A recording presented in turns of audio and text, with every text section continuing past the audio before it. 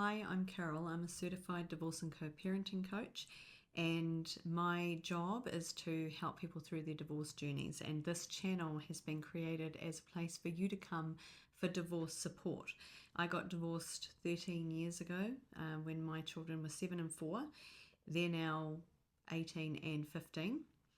And I've been through it all. I've been through 12 years of co-parenting. I've had post-divorce relationships. I've attempted to do a blended family, and I've lived a life as a divorced person living on my own as well. So I feel that I've done a lot of things in the journey of divorce.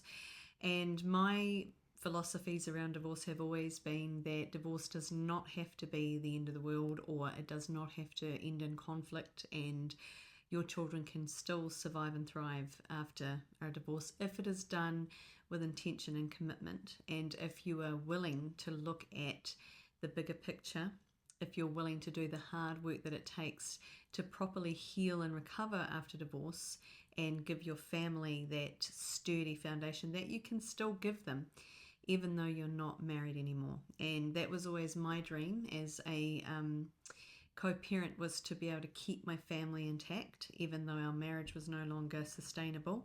And that's the dream that I was able to realize, even though of course it hasn't been perfect. And part of my coaching and how I help people is to walk with them in that space and support them and get them to a place where they understand that it is not going to be easy, but there are ways that you can get through it. So I wanted today to talk about really the hard part when you're first going through a divorce is this way we have to put a mask on. We have to be able to turn up and continue to function in the world even though we are feeling so incredibly broken.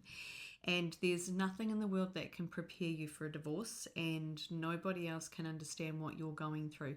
Even if people around you that you know have been divorced, their journey is going to be very different to yours. It's a unique journey. And for anybody who's going through it now, I wanted to address that part of it, that part where you feel like you actually can't function through each day. I can remember back to my divorce in the first months and even the first year or so. I will often say that, even after 2 years' time, you can still be waking up to realizations and doing processing. And that makes sense because the reality and the grief of a divorce, if it all slammed into you at once, you would not be able to cope with it. So you kind of have to do it in stages.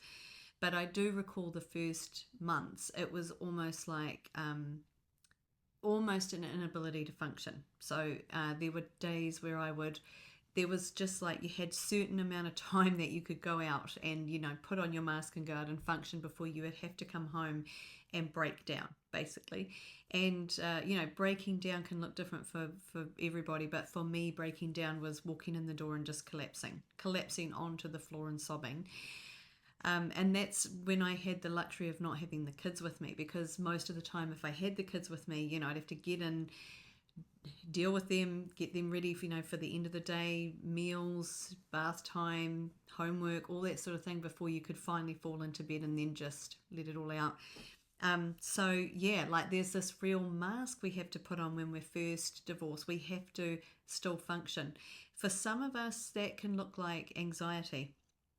So if you're not like coming home and falling to pieces, like physically, emotionally, just a wreck, then it can also just be pushed down and come out as like this intense anxiety about what's going to happen now, like this free-falling feeling. And it can drive you to do some coping mechanisms. We all have to have coping mechanisms, don't we? Like when we're in that much intense stress and anxiety and pain and grief, it's too raw to try and do it without something. So I know, like when I was in that particular situation, I ended up taking antidepressants. I went to the doctor and I asked for some medication because I actually felt like I might not get through this. Literally, like I don't know if I can make it through this much grief and pain. So medication had its place for me at that time. I'm not big on taking medication. Like I know it has its place, but for me, I took antidepressants for 8 months, and that got me through that real time where it was I couldn't function pretty much. So that was helpful. And then I got off the medication. But, you know, for some people, it could be like you rush into a new relationship. You might drink more alcohol than you usually would. You might find yourself just trying to distract yourself rather than deal with it, you know. And a lot of those things, it's okay to do all those things, you know. It really is. There is no right or wrong when it comes to coping with the grief of a divorce. There are obviously going to be certain things that you do that are going to serve you better in the long run, but actually you need to do whatever you can do to get through at that time. And there's, you know, you shouldn't feel judgment of yourself for that. When I look back at some of the things I did, you know, I also dated. I thought that having a partner was going to make me feel better, was going to take away my pain, make me feel like I was worthy again, lovable again. I mean, there's nothing like a divorce to just strip away your feelings of being valuable, you know, like whether you initiated it or not. There's just a feeling of, am I even lovable anymore? Am I worthy? You know, can I even have a relationship anymore? So there's definitely a drive to go and see if somebody else can kind of take that pain away. And that can be a distraction tactic. And maybe you're not ready for a relationship, as I wasn't. But it's okay. Like whatever you've got to do to get yourself through that. The main thing is not to be hard on yourself, you know. Nobody really knows what it's like going through a divorce until they've been through it themselves. And like I say, it's unique. So, you know, coping mechanisms, you're not weak, you're just human. So that's a really important thing to remember when you're first in those months of agonizing pain. It's trauma, you know, it's intense trauma. So if you don't know much about trauma or the grief cycle, or you've never really had anything this intense happen to you in your life, it's going to be a blindsiding experience, and you're going to be stumbling through the dark.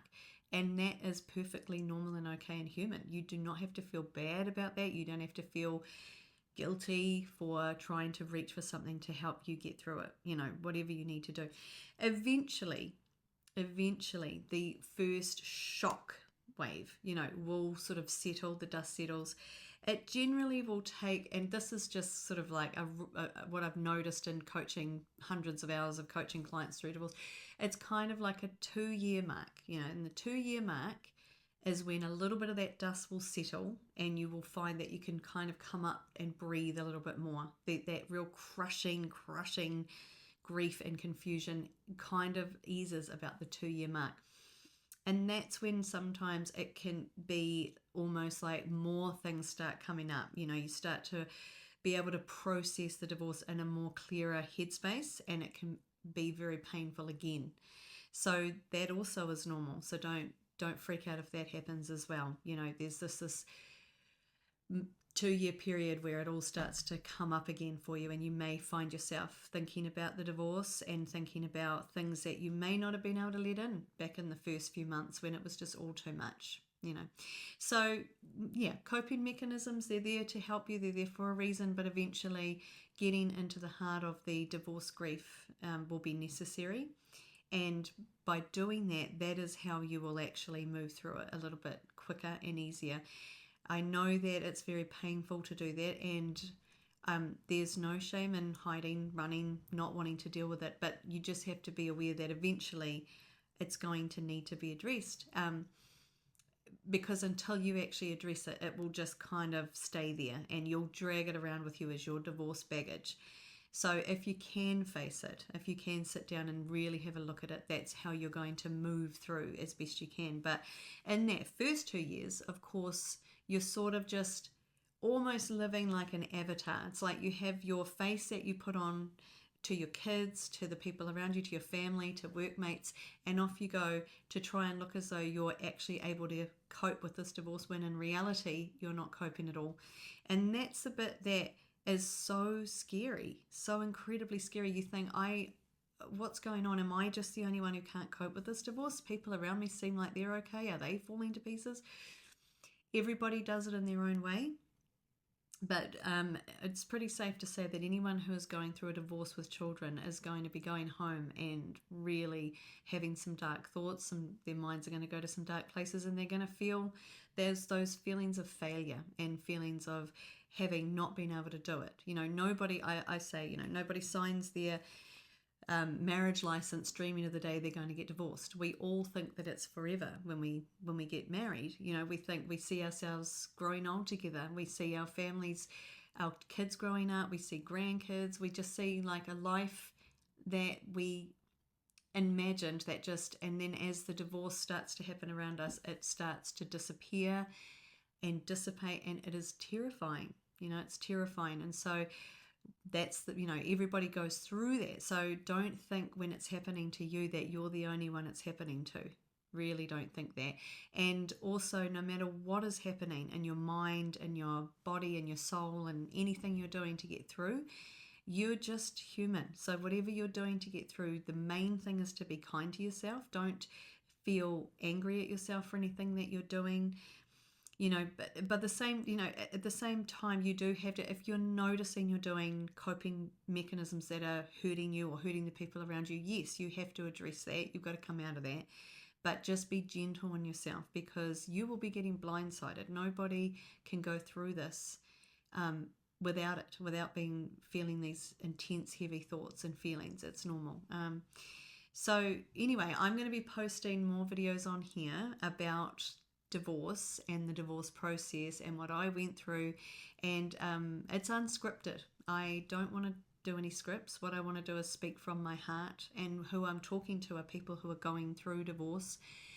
Sometimes I'll be talking to people who have small children who are going through divorce. Sometimes I'll be talking to people who've got adult children and their kids have left home, but they're still having to tell their kids they're getting divorced. And I'll be talking to people who are 10 years into divorce and still are struggling, because I had someone reach out to me recently who had been divorced for 10 years, had 2 partners, and was still wondering if he could reconcile with his ex. I mean, I understand that. I've been through that.